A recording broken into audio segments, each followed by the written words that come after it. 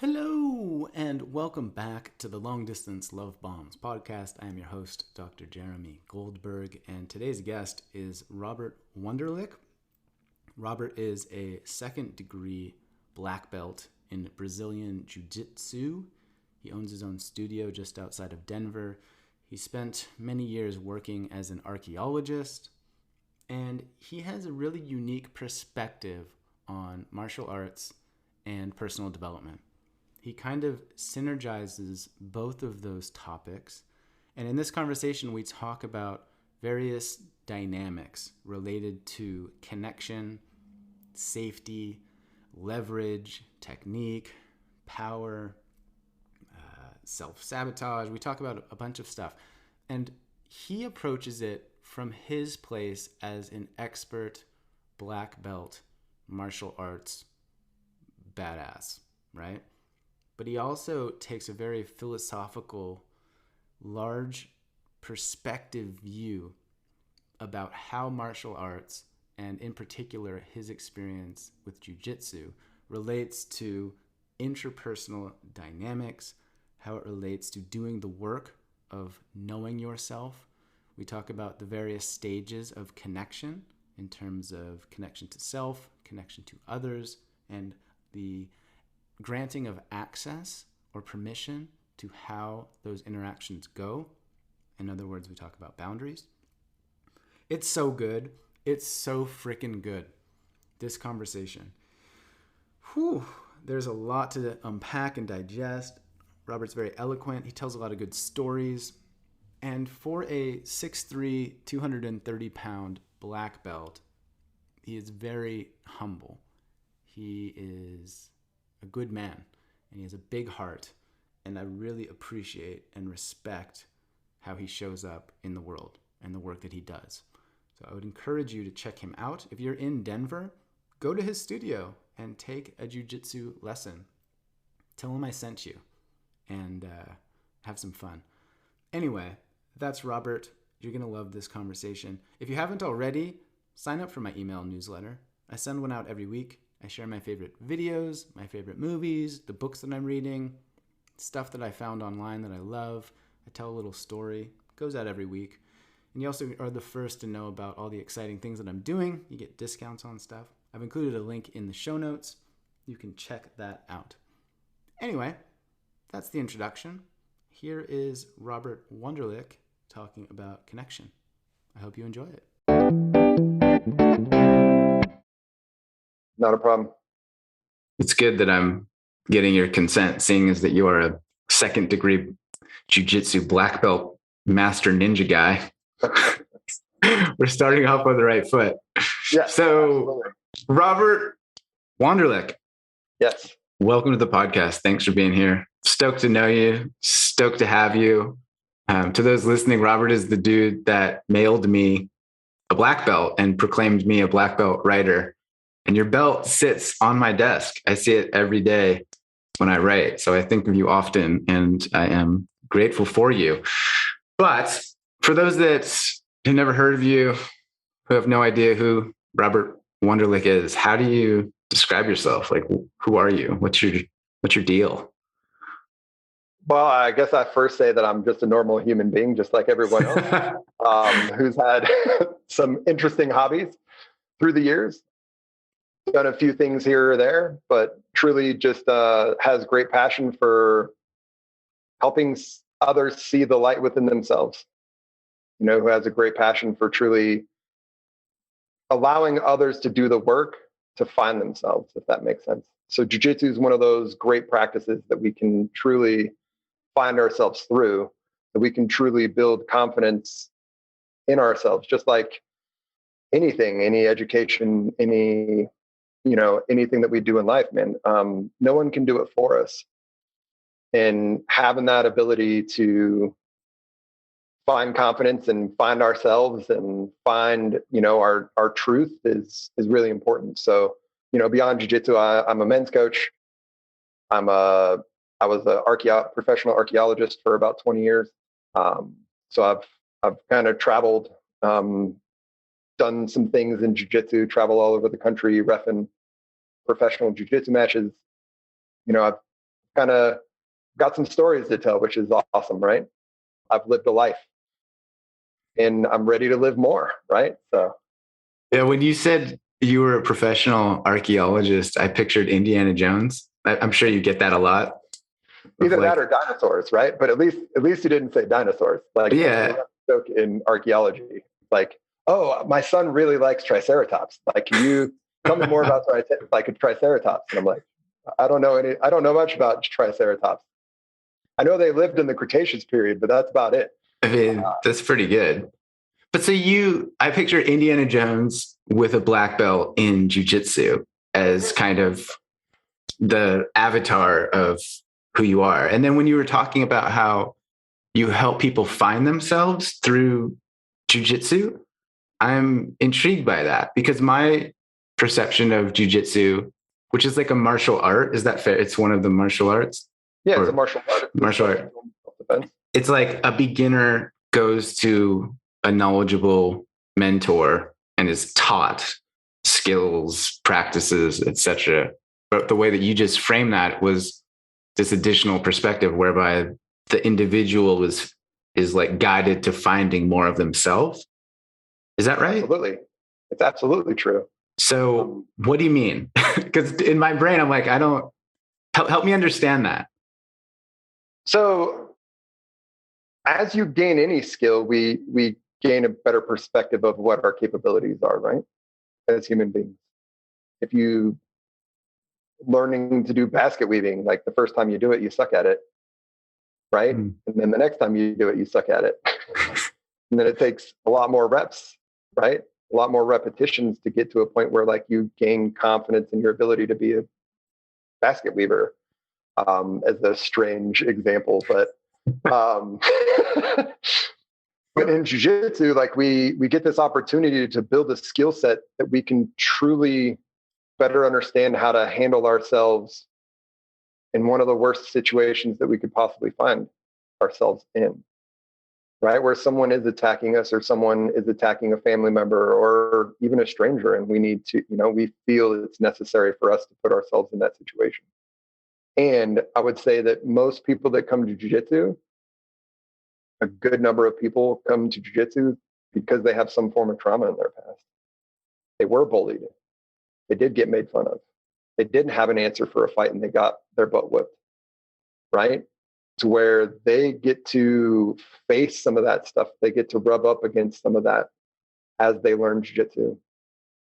And that's not my doing. I might teach jiu-jitsu. I may be the person on the mat that they call professor, that I'm disseminating that information. But the only one that can truly do it is them.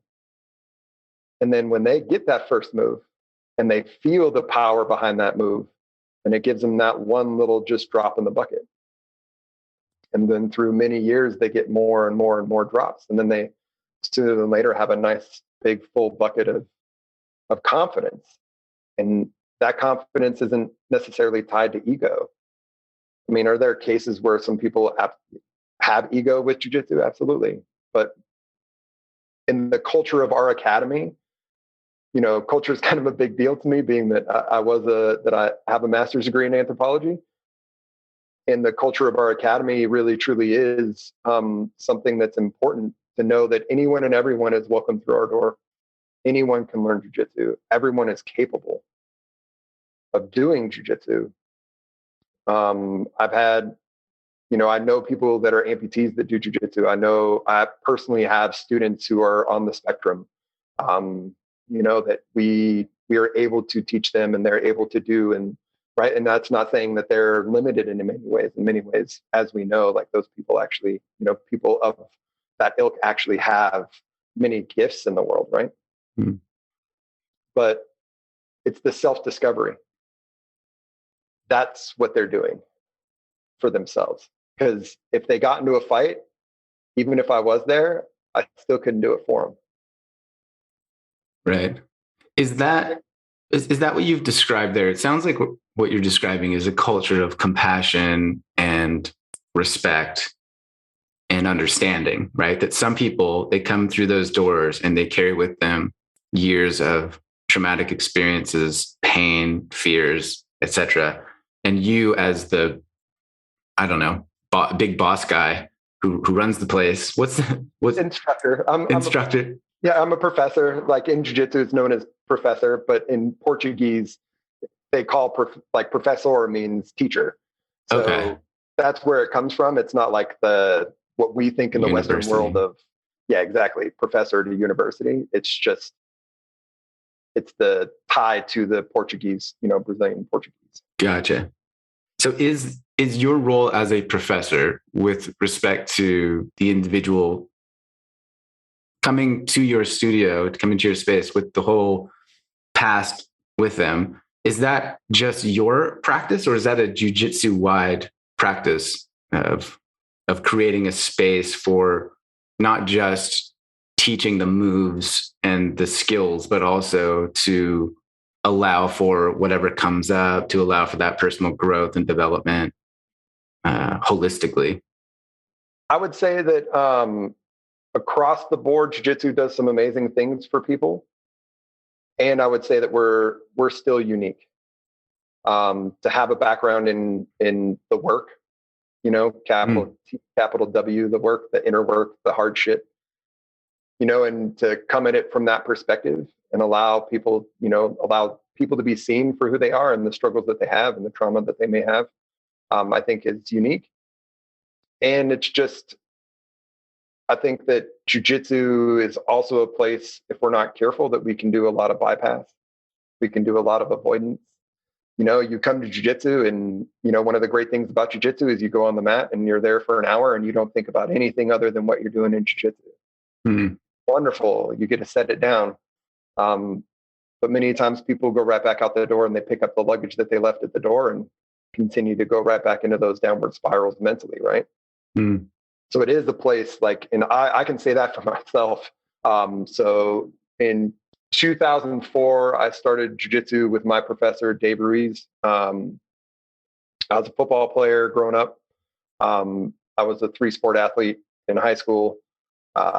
And I let myself go. I was a bartender and, got up, ate whole medium pizzas by myself and did a lot of late night things, as bartenders do, and got chunky, man. I got up to close to 280 pounds. I remember to this day, I was 278 pounds when I stepped into the Jiu-Jitsu Academy for the first time.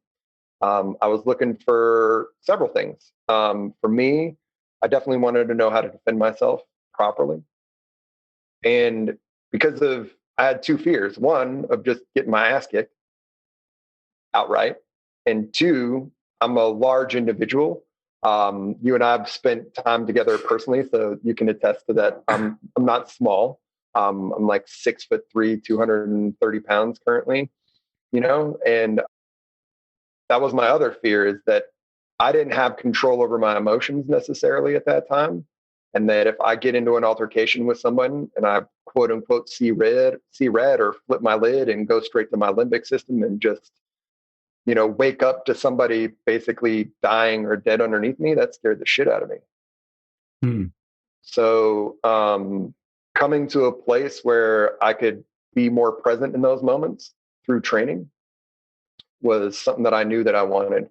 And I wanted to compete in jiu-jitsu. It was something that interested me, was competition aspect for sure. Sorry, can I just interrupt you there for a sec? Yeah, what you just said is really interesting to me about, you were a big dude, big, strong guy, 6'3", 280 at the time, and you went to learn a martial art to be less dangerous, essentially, right? You were concerned that you would harm someone because you weren't in full control of your emotional capacity, right? Correct. I've never considered that, that people would go to a martial art to be less dangerous, or that I don't know. Can you expand on that a bit, or is there more to say about that? I'm a firm believer in that. I think that when we don't have access to our shit, when we don't know our stuff, or and I can say that I didn't know necessarily all my stuff then. And as a 24-year-old, I didn't know everything. I didn't know all my trauma and wounding and all this stuff and the language that I had, I can place to it now.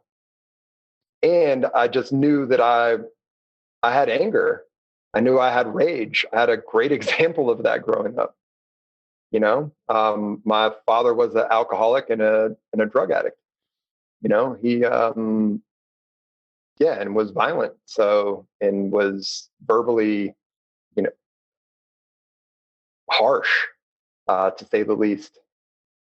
So seeing that as an example, and also, getting that from the other side of the, my mother and my sister of like, hey, we got to control some of these things. That was all influence that brought me to that understanding. And I truly believe that when you do become trained, I mean, you don't know what you don't know, right? You don't know how you're going to interact or react in situations until you're in it. But there's training out there for those situations, right? So if we can build a new build a new neurological pathway of understanding, and and that's through exposure and the process of repetition, right? Mm. Does that answer that question? Yeah, no, that's great. I just I found my brain going like, hang on, I'm stuck on that thought, and I'm not very present in the rest of the words you're saying. So I needed to just come back to that momentarily. But I appreciate you sharing and opening up about your family history as well. Yeah, absolutely. And I think that's what I meant by a lot of people have similar trauma coming into jiu-jitsu, right? A lot of people have past like that. And we need to acknowledge that those things exist within us, right? That we're capable. And for me, I knew I wasn't capable of necessarily keeping my mind in check, of not just losing it.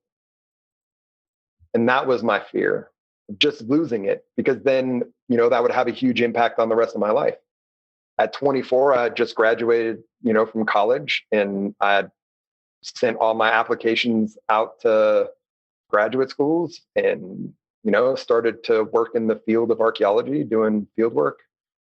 Actually out in southwestern Wyoming, working on 80 miles of pipeline survey. So surveying a bunch of pipeline out there. And yeah, man, I had all my future ahead of me. And the last thing I wanted to do was allow, my past to impact others, and just losing, through losing my shit and impacting, creating a huge impact on multiple people.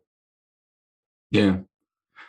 I'm realizing we may have gone a few steps ahead of the average listener. And I'm curious if you could describe what the heck jiu-jitsu is, and and how does it differ from other martial arts? Like, not necessarily an hour-long lecture, but how would you sum it up? What is it to you? What does it mean? Jiu-jitsu is the application of technique and leverage, right? For a smaller, weaker individual to stay safe and be able to maintain a position of control with a bigger, stronger individual. So it's all about technique and leverage. It's all about the details. Technique is leverage. So anyone and everyone's capable of doing jiu-jitsu as long as they focus on technique and leverage. And that's said in the context of a regular street fight. Of course, athleticism and strength and power are all things that you can carry in your back pocket, and people in the community of jiu-jitsu argue about these things sometimes. It's just about sport jiu-jitsu and self-defense, and I'm speaking more along the lines of self-defense. Yeah. That through technique and leverage, you're able to defeat and or control a bigger, stronger individual. And that's what jiu-jitsu is built for. Whew. Technique is leverage is a phrase that you just said there. And I immediately went to metaphorical examples in life of hard conversations, relationship, emotions, vulnerability, boundaries. Yeah. Absolutely. What are your thoughts on that? Like the idea that if you have sound technique and a foundational framework of knowledge, that you have leverage to influence bigger things around you. Is that fair? You have leverage to influence anything around you. Okay. And everything around you. Go on. Go on, Professor. So for me, that's why, there's a lot of concepts in jiu-jitsu. I'm someone that I teach more concepts than I teach moves. I teach a lot of moves in jiu-jitsu. There's thousands of moves, but I'll just use this example. You can see this, but the listeners can't. But there's a brick wall that's painted white behind me. And all the bricks on the wall are moves in jiu-jitsu, or all the bricks on the wall are the toolbox that we talk about in the work. And they all have just a slightly different composition. They're all made of similar things, but just slightly more than others. But what's holding up that wall, Jeremy? Physics. Physics? Okay. Is it just the bricks themselves, though? If we just stacked bricks on top of each other, would the wall stand? I imagine there's some kind of glue or cement or substance linking them together. It's the mortar. The mortar in between the bricks are actually holding the bricks in place, which is keeping the wall up. The mortar are the concepts. They're the threads of significance that literally go in between every single brick and tie them all together and make them one unit. So if you can learn a concept, you can be tied to every single move in jiu-jitsu. If you can learn a concept, you can be tied to all the pieces of toolbox that you have in the work. That's really good. That metaphor. Can you give an example of a concept or two in jiu-jitsu that are foundational? One that I personally love and I've spoken a lot about is connection. Connection is one of those that's literally the commonality in every aspect of jiu-jitsu. Whether you're standing, whether you're on the ground, whether someone's on top of you, whether you're on top of someone, connection is vital. And I see 3 stages of connection. The first stage being that we must connect to ourselves first. And please, at every point, make sure that I'm not just speaking jiu-jitsu in much of what I'm about to say. I think that you can insert anything, relationship, jiu-jitsu, anything along those lines, but we must first connect to ourselves. So if I don't connect to myself in jiu-jitsu, then I allow somebody access to control points on me, right? They can manipulate me. They can do what's called an arm lock, right? To where my arm gets bent the wrong way, or they can start to choke me, or they can do what's called sweeping me, which is where they're on bottom and they move to a position on top to where they can basically get some positional dominance. And then they can move forward in the way that they want to. I'm swayable. I'm movable. I'm a wash.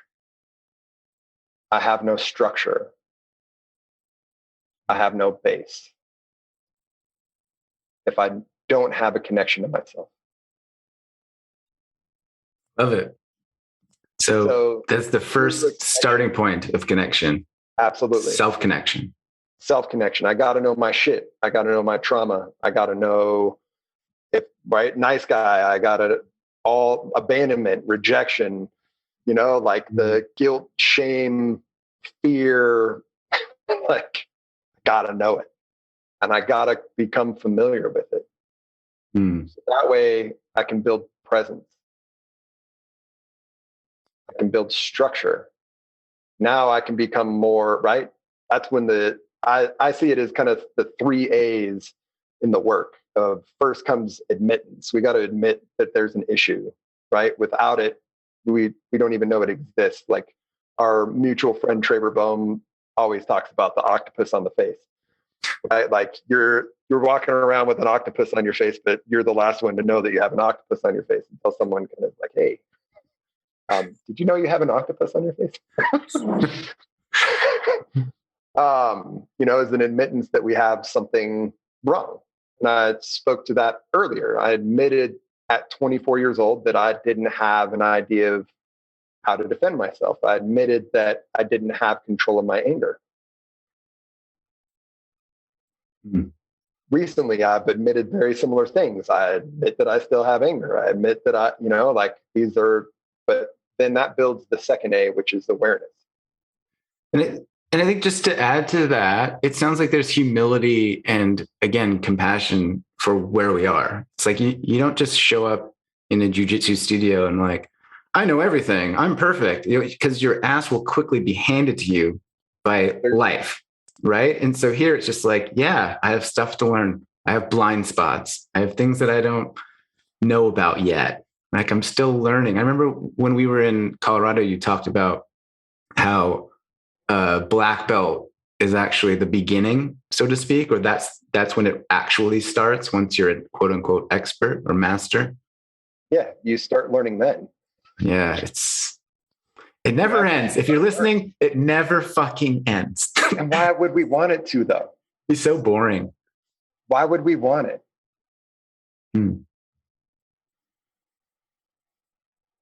I've now been a black belt in jiu-jitsu for 9 years. And how can I stay interested in that? What, oh, well, he must know everything that there is to know about jiu-jitsu. And fuck no. I've been doing jiu-jitsu 17 years, and there's moves that I've done for 17 years that I'm still learning stuff about. I guess I could say that I'm a recovering perfectionist, right? And what I came to the conclusion of is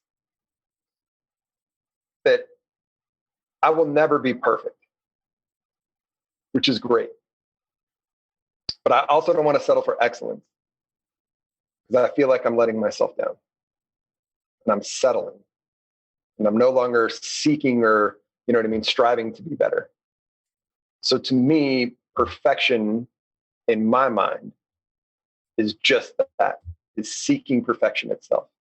It's the seeking of, all with the knowledge that I'll never, ever attain it. Damn. The acceptance that I'll never get there. And then consciously choosing to go anyway. And because, dude, there's millions of tiny little gifts everywhere, aren't there? Mm. When we see it through that perspective, isn't that the thing that takes us to the next level?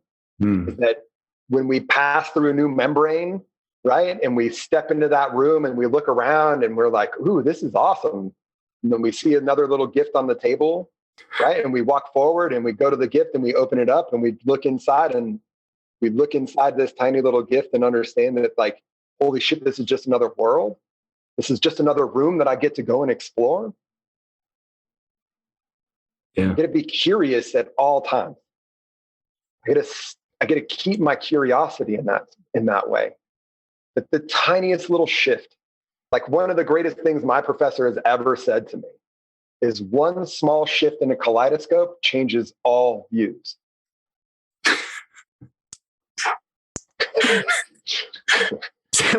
One small shift in a kaleidoscope changes all views. Yes. And we're talking That's a microscopic great. Shift. Yeah. We're not talking like we got to turn it 180 degrees and now we see a whole new picture. Right? We're literally talking about the smallest little thing, the tiniest of a detail. The tiniest little detail can literally give us all the information that we ever need. Mm-hmm. That can sustain us or satiate us in that moment. Yeah. Okay. So, man, you're good at this game of talking about powerful things. To go back, you were talking about self-connection. There was the 3 A's. We talked about admittance, and then I interrupted you on acceptance. Awareness. I think awareness needs to come after that. Okay. Right? We must start to form awareness because admittance, I mean, how do we get to acceptance without awareness? Right? Like, so I'm going to use a jiu-jitsu example, but I know that everyone will understand it. Right? So I'm training with someone and we're physically working against each other and someone chokes me. And I have to tap to that, meaning that I'm submitting and they're going to let go of that choke. But you kind of surrender and give up in that moment. Basically. Right? So it's just saying, okay, you got me. Great job. And that's one of the weird things about jiu-jitsu is we simulate murder on each other and then we're really stoked about it afterwards. Right? Someone chokes us and they're like, man, that was awesome. Right? Like I see how you like that was great. I'm so glad you choked me. you totally could have killed me there, but then you didn't. And I'm grateful for that. Yeah, and that's, I mean, what better way to form trust than that? I mean, really, I might go on another tangent here because I think this is important to talk about, but like, isn't that how humans have interacted for a very, very long time? Is true trust, true knowledge of trust, right? Is to have your life in another person's hands, to know that that person's going to show up in a way. I mean, prehistoric hunter-gatherers, man, if they didn't show up for each other, what happened to the whole group? Yeah, it's a good point. So to me, jiu-jitsu is one of those little microcosms where we get back to some of that. Because if somebody doesn't feel me tap, right? If somebody doesn't let go when I tap, that's a huge detriment to me physically. So I have a lot of trust in that person. Makes sense. So admittance. Back to awareness. Yeah, awareness. Sorry. So someone chokes me, but I don't know what happened. And on my drive, right, 4 days later, I'm driving to work. And I'm like, oh, like my subconscious has been spinning on it forever, right? Yeah. And throws it into my conscious mind. It's like, that's how he choked you, or she. That's how they choked you. Oh, that was how they did it. And then I roll some more and I maybe roll with that same person and they do the same choke on me. And I'm like, where did that come from? I'm walking out the door, my hand, I'm getting dressed out. I'm already on my way home. My hand touches the door, leaving academy, and then subconscious. Oh, shit, that's where they choked me. You see where this is going. That as I continue to train and as I continue to get more repetitions and as that person chokes me more, I get closer and closer to being present in that moment. So when it's actually happening. To such a degree that then I'm able to defend the choke before it happens because I'm so familiar with what's coming that now I'm able to defend it. And in that moment is where we can start to have some acceptance. We feel something beginning to trigger us. I feel you, rejection. Okay, that's what this actually is. Whereas before it was just resentment and anger and frustration and all the other things, right? And losing our shit and, flipping our lid. But through awareness, we're able to get to that point where I need a pause, I need a moment, I need to breathe. What am I actually feeling right now? Yeah, to perhaps summarize some of that, I feel like the being choked out on the jiu-jitsu mat is the consequence, right? And in another way, saying something regrettable to someone that you love is a consequence. Lashing out in anger is a consequence. Having an outburst, self-sabotage is a consequence, right? Not receiving is a consequence. And then the moment where you're leaving or you're driving and your subconscious is sort of exploring is the equivalent of like, what's going on here? How did that happen? Why did that happen? What can I do about that? How can I learn from this? Right. And then it's like, oh shit, it wasn't about that thing that they said. It was a memory from 10 years ago that was triggered by this wound from my first grade teacher who said I would never make it. It's like, okay, I understand now. And so when you go to the next turn, you get on the mat again, or you have another conversation with that same person about the same topic, you're better prepared because you have an additional epiphany, or you have an additional resource to draw upon to prevent the same thing from happening again. Yeah, absolutely. And I guess I would say two things. One is that now once we move into acceptance from awareness, does that mean that I'm never going to be choked again? Does that mean I'm never going to have that same choke happen to me again, just because I'm now aware of it? I mean, I don't know about you, Robert, but I've lost my temper once and then I realized it and it has never happened again. I am a perfectly calm sailboat on the sea. Nothing gets to me. Of course not. Yeah. So that's a really powerful point. It's like, you're probably going to get choked out again by life. Absolutely. So in my mind, it's the rotation between acceptance and awareness. Mm. There isn't a period at the end of the sentence. It's just now that spiral between those two, or that circle between those two, may get smaller and smaller and smaller through time, through the repetition of that cycle between acceptance and awareness. Mm. It's through time we may become less angry. Through time we may become less triggered. Through time we may become less activated, right? Yeah. One way. And then we have to understand that, like, okay, that root problem is tied to thousands and thousands of branches. Yeah, like a way that I kind of look at that just popped in my head is like a probability estimate. So previously, something happens 10 out of 10 times, I react in a certain way. I lash out, I get choked out, whatever. I go away, I get better. And now it's like 9 out of 10 times I'll get choked out. Like, sounds like not a huge difference, but it's actually a 10% increase. And if you continue that, this little stepwise progression, like then now it's only 8 out of 10. Then it's 6 out of 10. It's like, that's the process. I feel it. It doesn't necessarily go from 10 out of 10, I get choked out. And it's like, I learned this thing and now it never happens again and I'm perfect. 0 out of 10. It's an impossibility of occurrence, right? Hell no.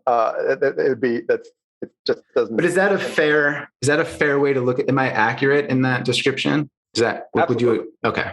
I'm just checking it. Like, it reduces through time. Gotcha. And sometimes we get triggered in a whole new way, and the whole process starts all over again. It's like, oh, dang, it's been so long since I've been choked like that I have to, it's almost more confronting, I imagine. It's like, absolutely. And then the curiosity begins again, though. Mm. Right? Yeah. Like, ooh, man, I haven't seen that for a while. Right. Okay. Here it is again. And that's okay. Mm. And like, neurologically, what's happening is it's simply put like this in many ways. It's like the octopus on the face is the unconscious incompetence that you don't know what you don't know. Right. Right. And then through repetition, we're moving it into the conscious incompetence that, like, I can admit that I don't know anything, or I can admit that I don't know that. I've seen it at least, and that's a huge, I mean, just think about that step alone. At least now I know that it exists in the world, or at least now I know that it exists within me. Mm. And then moving it from conscious incompetence through perseverance and repetition, right, is moving it to conscious competence. I know that I know something about it. And then through many, many, many, many more repetition is then moving it into unconscious competence. Mm. Is now we no longer have to think about it to know it. There's this muscle memory around it. Sorry. No, go ahead. You're good. It reminds me of this quote that I love. Knowledge is only rumor until it lives in the bones. Mm. It's like that last piece of that unconscious competence. It's like, I don't even have to think about it. Like, for me, it's driving as an example. It's like, I just drive places and I end up and I'm parking and I'm like, how did that happen? My hands and my brain just do it, right? I'm unconsciously competent at that particular thing. I use showering as an example for myself. Okay. Take a shower in the morning. Did you think about, like, I'm going to take the bar of soap in my right hand and then start on my left arm? Like, hell no. You showered so many times that you're not thinking about that. You're thinking about all the things you got to do in the day, and then somehow you get showered. Yeah. One thing that came up for me just then was the idea of grief as an example of something that periodically might visit. Like, so the other day, my partner Kendra went for a walk, and she came home, and normally when she goes for a walk in nature, she comes back, she's pretty bubbly and, doing well. When she came back, she was like crying and really upset. I was like, immediately I was like, what the fuck just happened? Like, do I need to call the cops? Like, are you okay? Right. I was concerned. And basically what happened was she saw a dog that looked like her old dog that she loved more than anything, the dog that saved her life. She saw a dog that looked like that dog, and it reminded her that her dog died and is no longer present. But she said something interesting, which was, yeah, I guess I still have some grief to do. Like, I guess there's still some healing there to be done. Right. And in the same way, the reason I'm sharing this is because it ties back, I hope, fingers crossed, with what you were saying about, there's just always more to uncover. There's always more things that we get to explore the longer that we're in this kind of work. And one, I think that's beautiful. And yes, I think that's totally relatable. And that is 100% tied to what we said earlier. And in the important part to me is that we see it as beauty,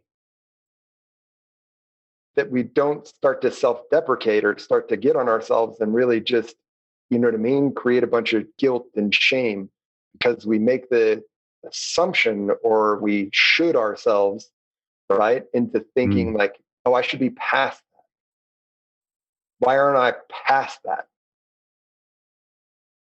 Does that make sense? Yeah, that self-judgment. It sounds like what you're describing there is like, I'm a black belt, I shouldn't have been choked out this way, right? Or I'm a blue belt, I should be a purple belt or a rainbow belt, or, I should be progressing faster, I should be doing that. Expectation. Yeah. Right? That there's that expectation of that we should be beyond something. Should and expectation, I think, are synonymous with each other, right? How do you manage that in your studio for your students? Like, what advice do you give new students in terms of progression, learning, expectations? Like, I could see myself being like, hey, it's first day, quick question. When am I going to be a black belt?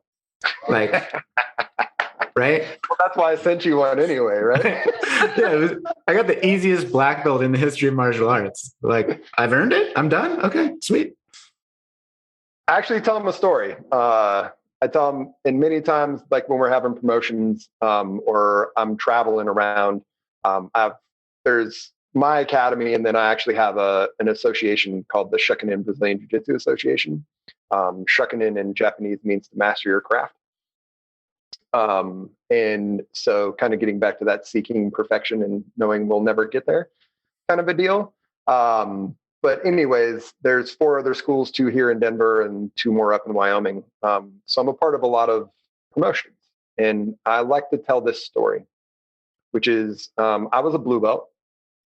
And I went to my professor, who's very charismatic and very well spoken, and teaches very, is one of the best instructors I've ever been around. And I went to him and I was like, hey, Dave, I've hit a plateau in my game. Like, my game's not working anymore. I can't do this anymore. I can't get this anymore. And he was just so like caring and consoled me, and, like, oh man, it's okay. These things happen and this will pass. And just was very, just in that moment is everything I needed. A couple of years go by and I'm a purple belt now, and I'm having the same feelings inside.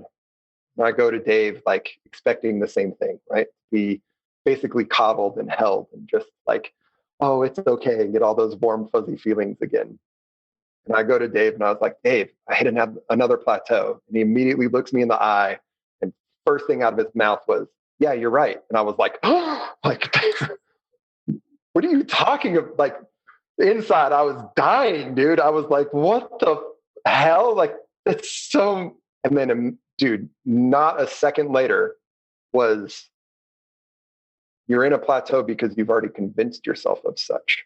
And I was like, just floor, like jaw to the floor, and just was blown away. Right. And it was then again, the exact thing that I needed in that moment to understand, because, and this leads me into like just this understanding in the work too, that truly, for me, it comes down to intent. If I truly wake up on the daily with the intent to do the work, no matter what the result of that day is, I still gain something.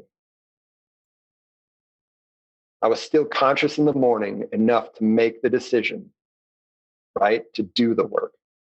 Whether I lose my shit and yell and project and do all kinds of stuff that day, I still gain 1%. The intent is the 1%. Because I know at the end of that day, I'll be conscious and say, today was just not a good day. And fuck, man, I better have some grace and compassion for myself. Because tomorrow, I'm going to wake up with the intent to do the work again. And start the cycle all over again. To where I'm not losing myself. And this goes back to that first stage of connection, right? Yeah. But we as humans, we really have a hard time seeing 1% from day to day to day to day to day. Right? It's one reason I really like sucking at stuff. So like being a beginner, so to speak. Being a white belt. Right? White belt, right? So I recently took up like indoor rock climbing. I joined a bouldering gym down the road. Go there the first day, first week. I'm terrible. I just told somebody yesterday that when I first started, I was doing the warm-up routes. I thought they were like the real routes. And I was like proud of myself. And then, a couple of weeks go by and somebody mentions it. I'm like, oh, dang, I'm doing the warm-up routes. I don't know what any of these things are called. I don't know how to put my foot on the wall. I don't know where to put my hands. But the beautiful thing is, as much as that sucked, and it's humbling to go into the gym and be like, I'm probably the worst one in the whole gym, like in terms of knowledge ability. So like, I'm just saying, like, my ego it's been a long time since my ego has been put in a place like that. I had to consciously remind myself, bro, like every other person in this gym has also walked in somewhere feeling exactly as you are right now. And they didn't know what they know, just like you don't, until somebody taught them, until they learned it. And hey, you suck right now, but like you're doing your best and you're going to notice a lot of change if you stick with this for the next month or two. And the beautiful thing about being a beginner is you're like, oh, I know how to do that now. I know the name of that now. However, you go to Alex Honnold, who climbed Free Solo, who did Free Solo, the movie, is one of the best climbers in the world. That dude could spend a month in the gym and not notice anything in particular. That 1% is so difficult to tangibly observe that it's like much more rewarding, I feel, to practice at the beginning of things, like as a white belt, so to speak. And you just described why most people quit early in jiu-jitsu. Because in the beginning, it's those huge chunks. In the beginning, it's those, but what made, right? What was his name, the free climber? I know you're talking about it. Alex Honnold. Right? Yeah. So Alex Honnold, what made him as good as he did, he is now? Because he just didn't quit. He's still climbing. Yeah. And he just kept on going. He kept falling and he kept getting back up and he kept falling and he kept getting back up. And he just transcended that point to where it was no longer about the big chunks. Because, man, the big chunks are the Amazon Prime of learning. Yeah. Right? In the beginning, it's like, ooh, man, look at this brand new big ass package I get on my porch. Bro, I watched like a 6-minute YouTube video about rock climbing.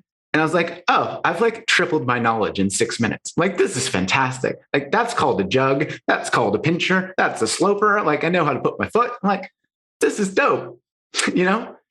The Amazon box arrived and suddenly it felt good. But is there, to your point, like is the retention rate in martial arts? I imagine there's like a ton of white belts and then the next step, it goes down and then it goes down.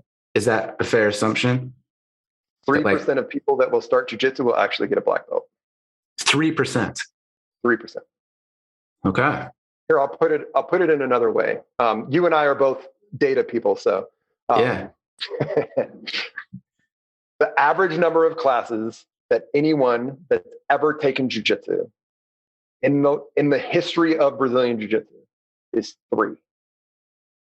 The average number of classes that anybody has taken is 3. It's 3. So that includes anybody like my 17 years or like my professor 25 years. Wow. Or, you know what I mean? Like Elio Gracie, who did it till he's 92. So that shows how many people come in for one class and never come back. Yeah. That long tail. Yeah. Wow. So the vast majority, I presume, would take one class, be like, I don't know anything. I'm getting choked out. This sucks. Jiu-jitsu is lame. I don't want to do it. So in the beginning, you're challenged, but it's challenged in a different way. You know, like you have so much more grace for yourself. Like, I don't know, man, I got choked and that was awesome, but I have no idea what happened to me. Right. And then you go further down the line and now you know what's happening and you're still getting choked with the same thing. Mm. That's more conflicting, right? Just that state sounds more confronting. More confronting. Mm-hmm. Right? Like, why? And then you start, why do I suck at jiu-jitsu? Why am I so, right? Like, and we forget 2 things. One is, in my mind, it's so important to give credit where credit's due. That somebody just may be really, really good at that thing. Right? And to like give them that due credit, not make it about me. Like, damn, they're really good at that. Mm. And on the other end of that, getting more curious instead of the whys, which is a very like end of the funnel kind of a question, meaning, or it's too open-ended. Why do I suck at jiu-jitsu? How do you answer that? Mm. Instead getting to the hows and the whats. Well, how does this keep happening? What keeps happening?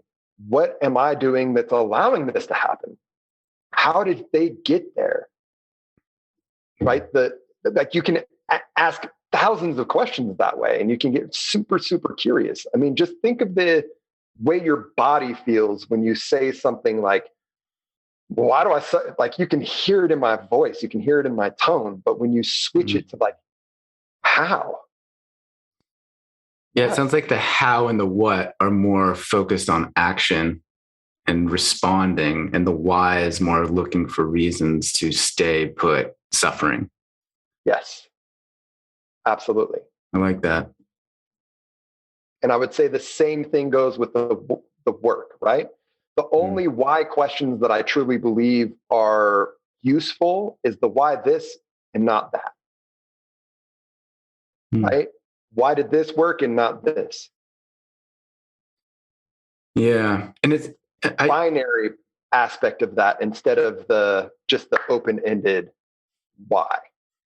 Yeah. And I think it's difficult for me as a science dork to admit, but the why pursuit can be a trap. And and I've seen this in clients repeatedly and in my own life, this impetus to know. It's like, why did that happen? Why did he leave me? Why did they say that? Why? And like this quest for a knowledge that might not even exist. And so the way I've described it is sometimes you don't need to understand, you just have to accept. And in that acceptance is like, it ends the thinking, it ends the overthinking. And it's like, okay, what are we going to do about it? Like, this happened. Now what? Right?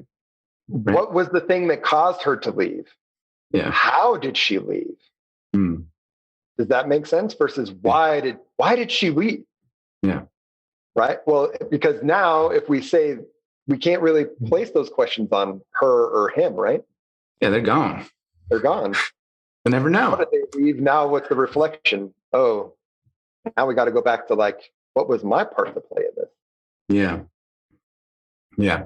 Right? Robert, I'm conscious. We've been jamming 52 minutes and I feel like we've only hit one of 3 stages of connection that you wanted to discuss. I've still got about 20 minutes if you okay. Yeah, I'm just flagging that in terms of time and respect.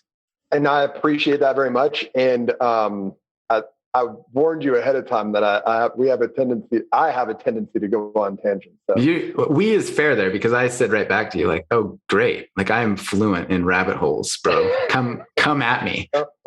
And this is what happens is we jam for 50 minutes talking about all kinds of cool stuff. And then it's like, oh, hang on.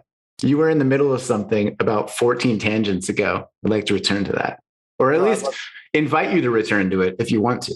If not, that's also okay. Well, the second stage to connection to me is how and where we connect to others. But are we truly connecting to others? Because then it's seeking to find something in them, right? But if we're truly present within ourselves and we have good boundaries, right, then we can connect to others because there's a space to connect, if that makes sense, if they so choose. That we're not coupling ourselves to others. And I think that that's where we have to be careful about connection. We can be with someone.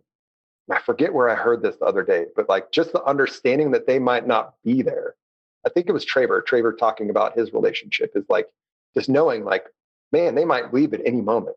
And I just got to be okay with that. That I don't have ownership over this. That we're just choosing to be in this space together. Yeah. Does that make sense?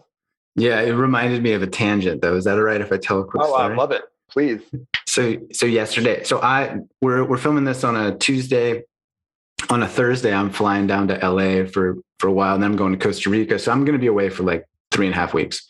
And something came on, something was happening with my partner, Kendra. And I was like, sort of joking with her. I'm like, you're not going to break up with me, are you? And she's like, no. And I was like, you're not going to break up with me this month, right? And she's like, no. And I was like, what about January? And she looked away, and then she looked back and said, no. And I was like, what just happened there? Like, I'm like, what was the look away about? Like, I was like, hang on. I was feeling great until you actually had to consider it, so like we were just laughing about it, but it was like in that space we had to confront of like, yeah, this might not be a forever thing. And like, it's confronting, but it's also true, you know? Anyway. But doesn't that provide the beauty for where you're at in the relationship now? Oh, it's the best part. It's like, oh, you chose to stay and I chose to stay. And that's winning. Is connection. Yeah. Right? Gotcha. Does that make sense? Yeah. It's the choice to do so. But if we're disconnected, if one person was disconnected, how would that feel from themselves? If one person was disconnected from themselves, and I know I've been in relationships like that. Yeah. I know I've been the perpetrator of that in relationship. The perpetrator in the sense that I was disconnected from my shit. I allowed my shit to control me. Right? I was reactionary. I was, you know what I mean? I was distant. I was cause of conflict. Right.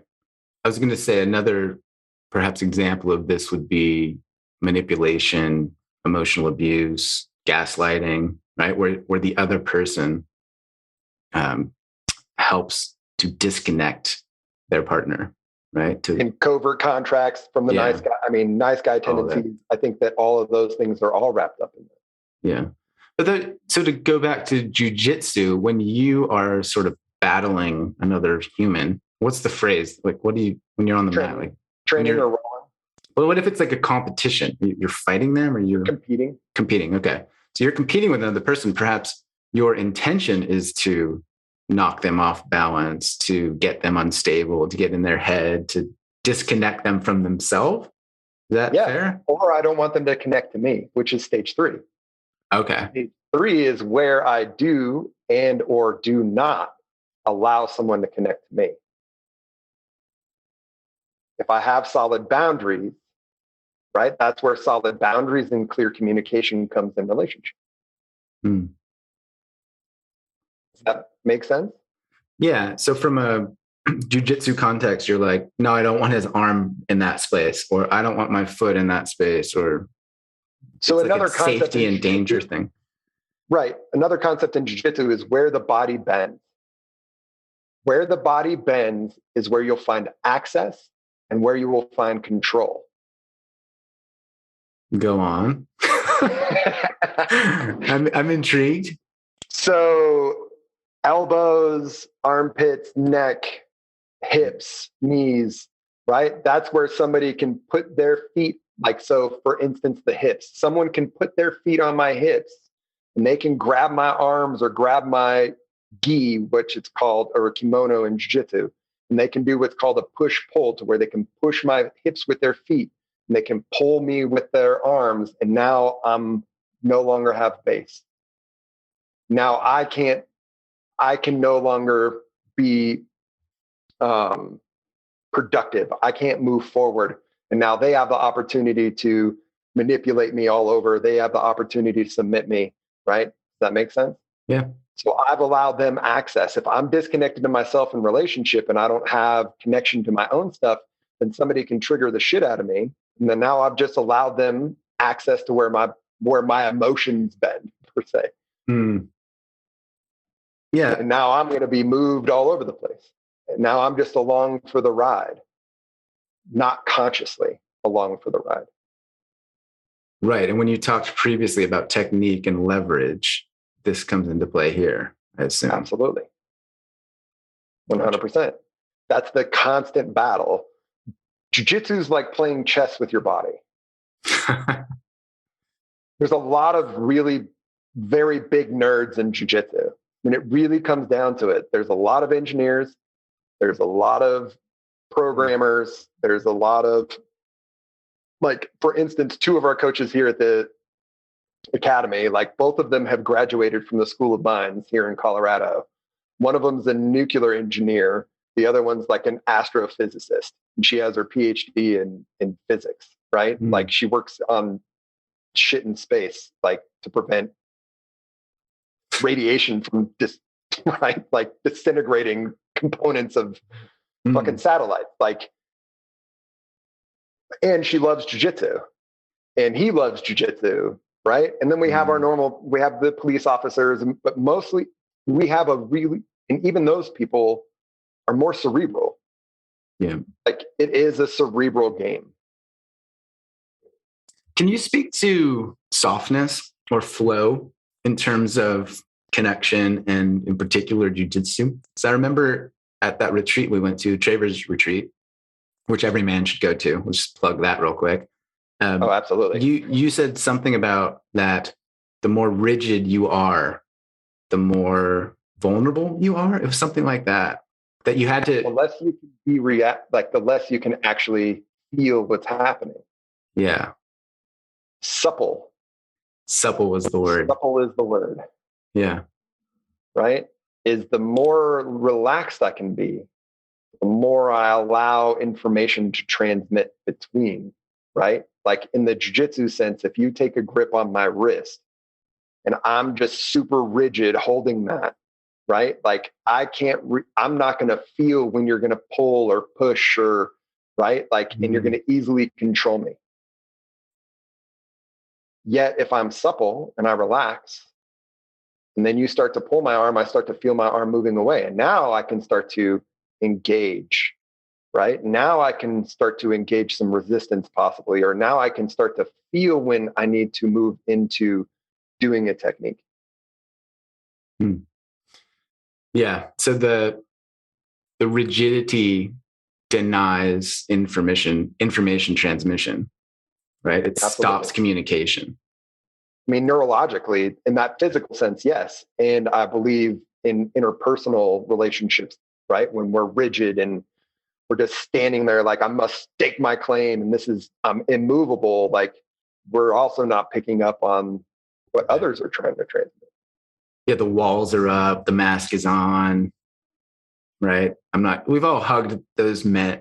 It's mostly men in my experience. Like, you hug that man and it just feels like you're hugging a chunk of bricks. There's like no softness. It's like a tank. Just like a tank. It's like, wow, okay. I can't feel you, I guess is what I'm saying in that moment. It's like, can't feel you that you're here. And so because I can't feel you, it's difficult for me to connect to you. And the big word, which we know in the work is like one of the most important words, is safe.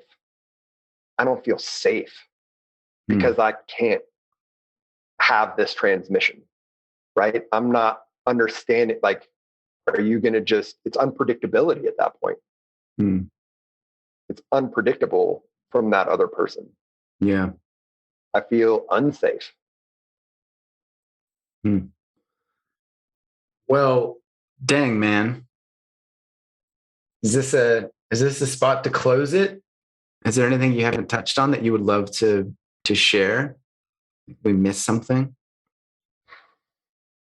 I have so much to say, but I know that we're running up. I feel like you could have your own podcast, or you could come back for a series of these. It seems like you've got decades of wisdom to share. Honestly, I would love to come back sometime. And I appreciate that. And I'm receiving that. It is decades, right? I have a random question for you. Of course. You are 6'3", 230, double black belt. You're a badass motherfucker.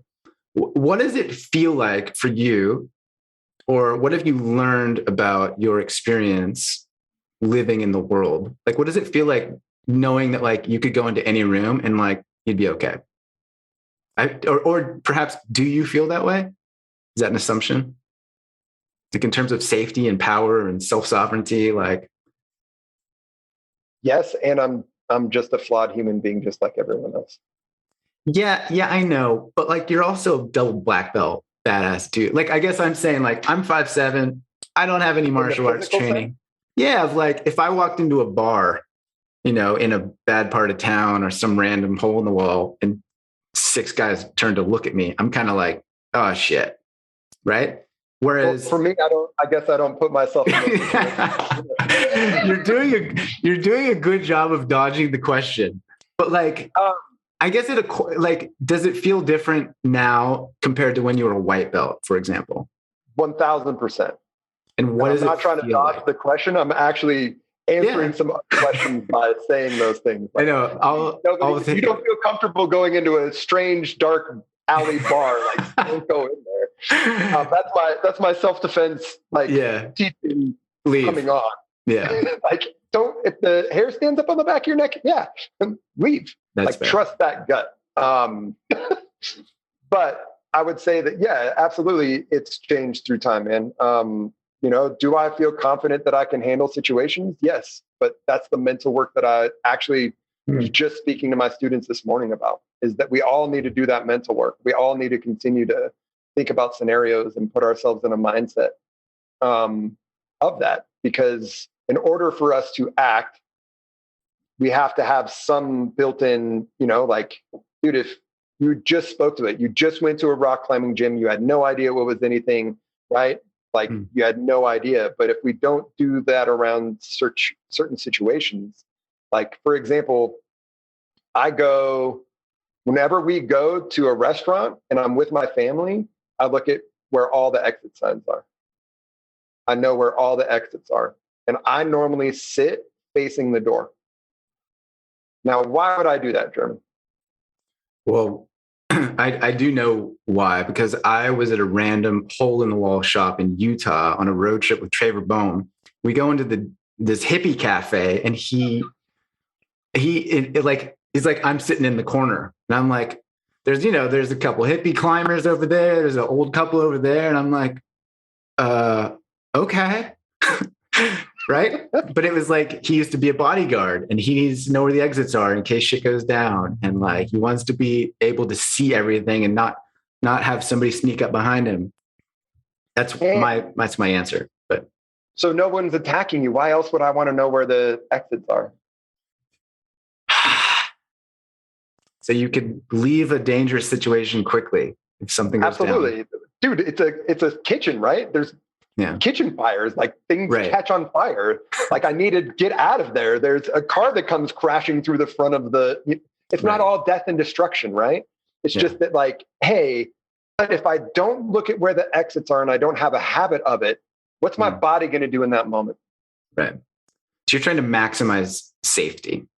Right. I'm going to go to my limbic system, but my limbic system isn't going to have an access to a neurological pathway, right? And I might freeze instead of having any kind of action. Gotcha.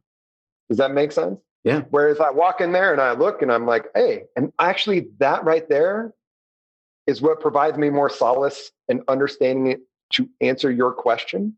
Right, of understanding that I'm okay in the world physically is more on the mindset part of it, right? Because I also know if I use my mind and I use self-awareness and I understand situational awareness, like I've backed out of so many fights, it's ridiculous, bro.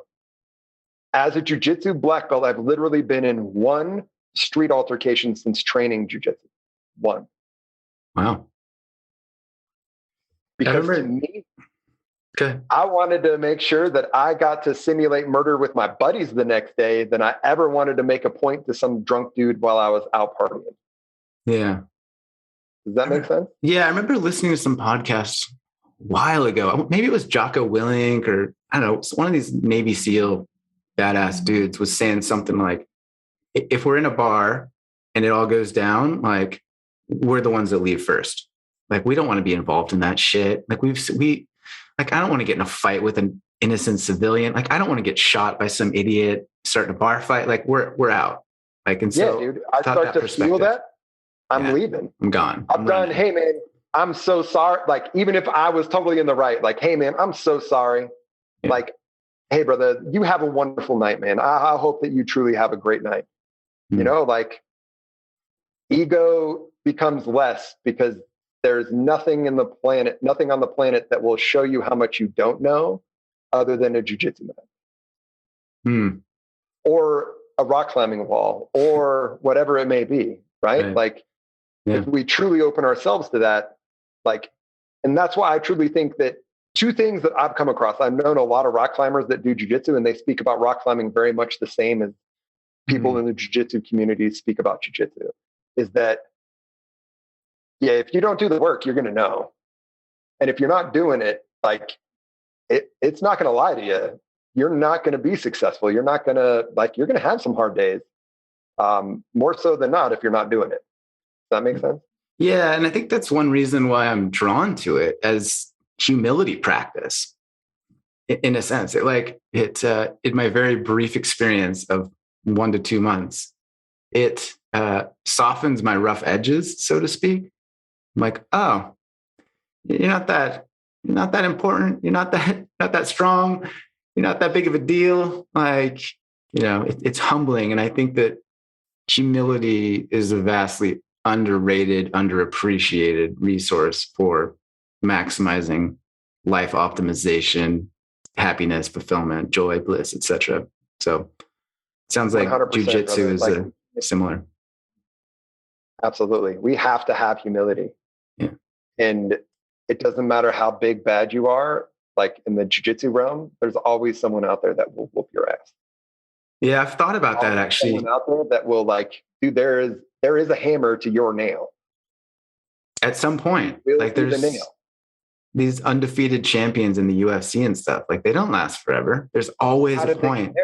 Yeah, exactly. They were the nail a lot. They got their asses whooped. Yeah. It's just now we're looking at their journey of where they are in that moment. And that's where, as instructors, we have to be really cognizant. And students, I remind my students all the time, like, you just make it look so easy. Yeah, I should make it look easy. Because how many reps have I done?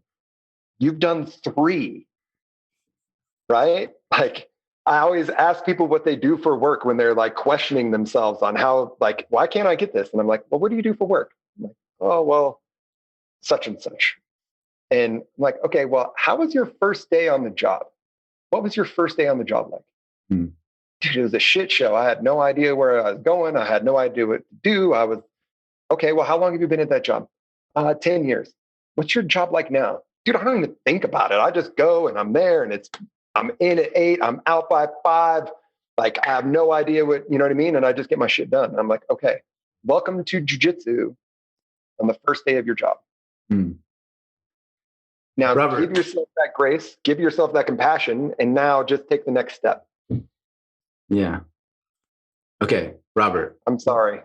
What? No. Where can people find you? How can you direct them to your world? I know you have a studio. It's in Denver. Yeah, it's in Arvada. It's just northwest of Denver. So it's the Academy of Brazilian Jiu-Jitsu, Arvada. It's arvadajiujitsu.com. You can also find me on Instagram. I am on Facebook, but I generally don't play on that website or on that platform anymore. I think it's rather destructive. But anyways, find me on Instagram at WonderBJJ99. It's also at the Academy BJJ. And then I also have the Shokunin page on there also. But yeah, man, I'm open and free to talk to anybody. I'm truly a believer. I'm a firm believer in raising, the whole ship. I think that communication and just discourse between individuals is needed in this day and age. And I'm always open and free to listen to anybody that may be going through some shit. You mentioned you're a men's coach. Is always open. Yeah, and I am a men's coach. Yeah. It's all kind of wrapped in that same page. I was like, I have so many aspects to me that I was like, dude, do I really want to have like 5 pages? Like, nah, just put it all into one, Yeah. Well, I'm very grateful for your time and energy and what you're doing in the world, man. I appreciate you. I respect you, and just honored to know you, man, and stoked that I'm able to help more people know you through this platform and this podcast. Jeremy, thank you. Thank you for everything that you're doing in the world, man. And I want to honor you for what you do. And I'm super grateful. And I truly have learned a lot through this podcast. I've learned a lot through you. And I'm truly honored to know you as well and to have gotten to spend some time with you personally here in Colorado. So thank you for this opportunity. Truly hope that you have an amazing rest of your day as well. All right, that was Robert Wunderlich. As mentioned, you can find links to his Instagram and his studio in the show notes. You can check him out. Send him messages. If you know somebody that would benefit from this conversation, please do send that to them. Share it with them. If you want to post it on Instagram and tag me, I will send you a nice message in return. I appreciate the support. I appreciate the acknowledgement. Let's help and share these positive perspectives to make the world a kinder and more connected collective. Let's do that. Many thanks to Robert Wunderlich. Check him out.